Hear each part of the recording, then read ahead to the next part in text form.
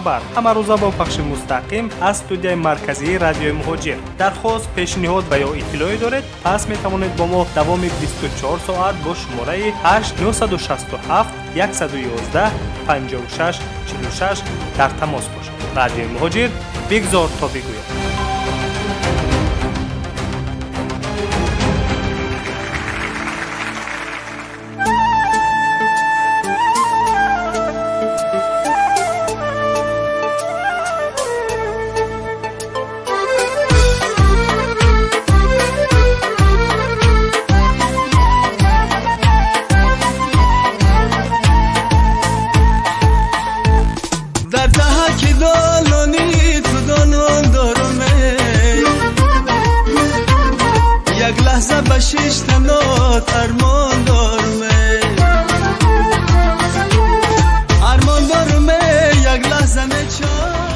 اطلاعات صحیح، شرح واقعه‌های روز، خبر و گزارش‌های جالب و شنیدنی از تحولات تاجیکستان، روسیه و جهان در برنامه اطلاعاتی خبر همه روزه با پخش مستقیم از استودیوی مرکزی رادیو مهاجر. درخواست، پیشنهاد و یا اطلاعی دارید، پس می توانید با ما دوام 24 ساعت با شماره 8967 111 56 46 در تماس باشید. رادیو مهاجر، بگذار تا بگوید.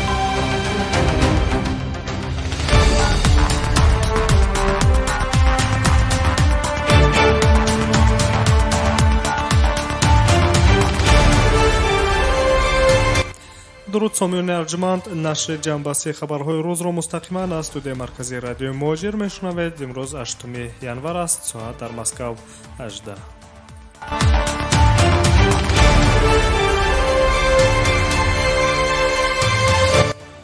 روزنامه روسیسکایا گازета می‌نویسد که حکومت روسیه سمت‌های مختلف اقتصادی را برای دستیابی مهاجران مهنتی به کار محدود می‌کند. سال 2020 در نظر است که فعالیت مهاجران را در بخش‌های سودا، نقلیات، کشاورزی و ساختمان در روسیه کم کنند. این تدبیر در پی تصمیم حکومت فدراسیون روسیه گرفته شده است.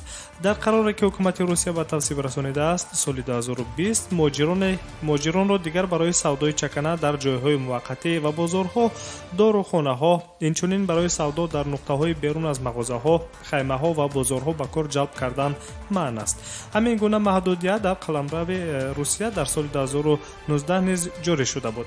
جلب مهاجران در ساحه ورزش نزدیک از 25 و در بخش نقلیات نزدیک از 26% را باید در بر گیرد.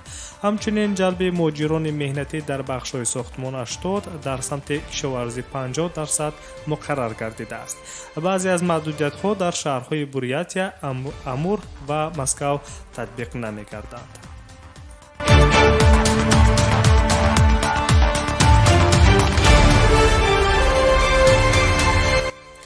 ادامه جنبسته خبرهای روز. صبح بر وقت 8 ینور نیروهای سپاهی پاسداران انقلاب اسلامی ایران از یک حمله خود به 2 پایگاه نظامی آمریکا در عراق خبر داد.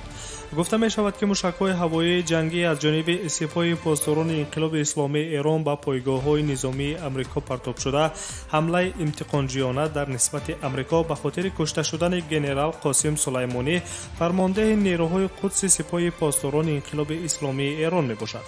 خاطر رسان میکنیم که فرمانده نیروهای قدس جمهوری اسلامی ایران ژنرال قاسم سلیمانی تاریخ 3 ینور سال جاری در نزدیکی میدان هوایی بغداد جمهوری عراق با حمله‌های هوایی آمریکا کشته شد.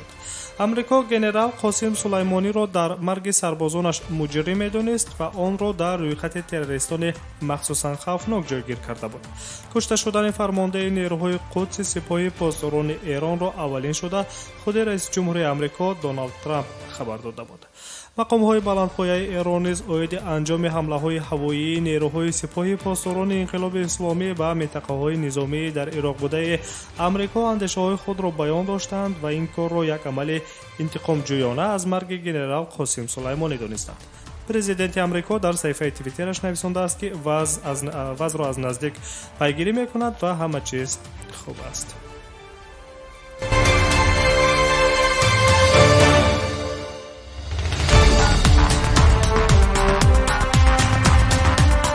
ҷанбасти хабарҳои рӯзро мустақиман шунида истодаед. субҳи 8 январ дар ҷумҳурии исломии эрон ҳавопаймои мусофирбари боинг 737 суқут кард. расонаҳои эронӣ аз ҷои воқеа хабар медиҳанд, ки тайёраи боинг 737 баъди 1 соати таъхир ба парвоз омода шуд ва аз майдони ҳавоии имом ҳумайнӣ дар наздикии шаҳри теҳрон ба самти украина парвоз намуд.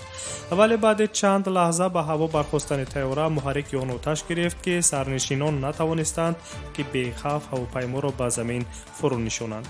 гуфта мешавад, ки тайёраи мазкур бо 170 нафар мусофирин ва ҳайати сарнишинон суқут кард, ки эҳтимоли ҳалокшудагони нафарони зиёд мавҷуд мебошад. ширкати боинг оиди суқути тайёрааш дар харитаи ҳавоии эрон ба бо изҳори кӯтоҳи ширкат аз ҳодиса бохабар аст ва дар ҳоли ҷамъоварии маълумот мебошад иктифо намудааст. тибқи маълумотҳо дар дохили тайёра шаҳрвандони эрон 71 нафар, шаҳрвандони канада 73 нафар, олмон 4 нафар, шаҳрвандони британияи кабир 3 нафар, шаҳрвандони шветсия 8 нафар ва шаҳрвандони ҷумҳурии исломии афғонистон 6 нафар қарор доштанд. дар маконе ки ҳавопаймои боинг 737 суқут кардааст, хадамоти изтирорӣ фаъолият дорад. суқути ин ҳавопаймо чанд соат баъд аз ҳамлаҳои ҳавоии мушакии эрон ба ду пойгоҳи низомии амрико дар ироқ сурат гирифтааст.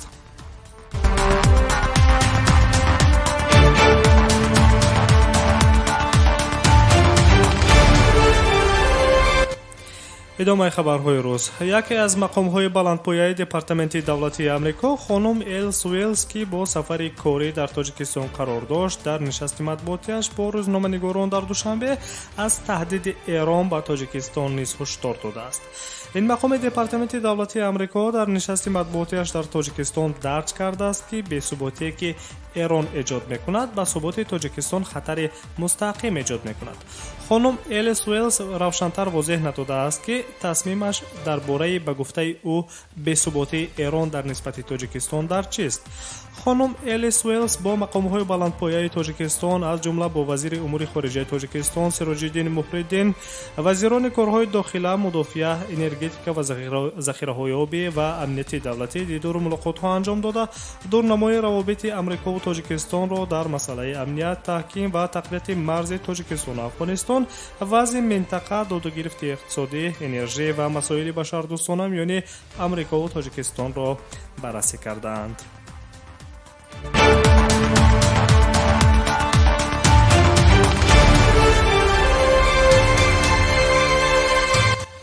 сбербонки русия яке аз бонкҳои пешқадам, ки муҳоҷирони меҳнатӣ низ аз ҳамёни электронии сбербонк онлайни он бисёр истифода мебаранд, хизматрасониҳои банкоматиашро чанде аст, ки бо забонҳои тоҷикӣ ва ӯзбекӣ бароҳ мондааст.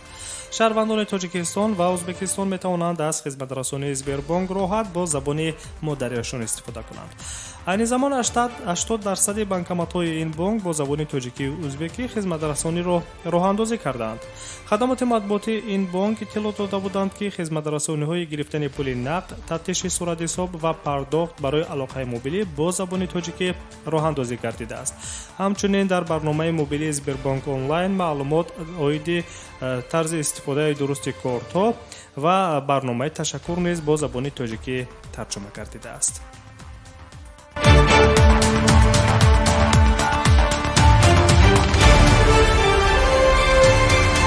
шунавандагони азиз, дар охири ҷанбасти хабарҳои рӯз як эълон низ дорем. шоми ҷумъа 10 январ соати 18 ба вақти Москав дар студияи марказии радиои Моҷир бахши мустақими барномаи ҳуқуқи шумо бо иштироки ҳуқуқшиносони соҳаи муҳоҷират доир мегардад.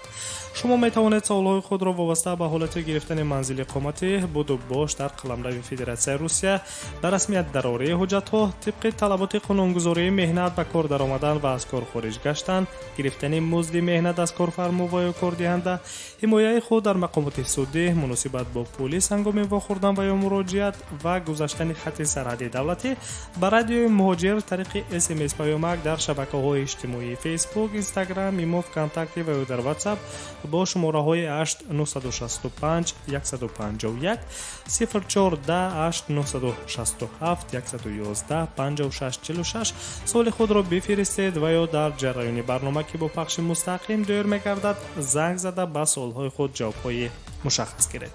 فراموش نسازید پخش مستقیم برنامه حقوق شما شام جمعه 10 ینور ساعت 18 به وقت مسکو آغاز می‌گردد. سامیان ارجمند، شرح جنبسته خبرهای روز را مستقیما از استودیوی مرکزی رادیو موجی شنیدید. برنامه‌های دیگری ما مستقیما جریان دارند. ما را همراهی کنید. سلامت باشید.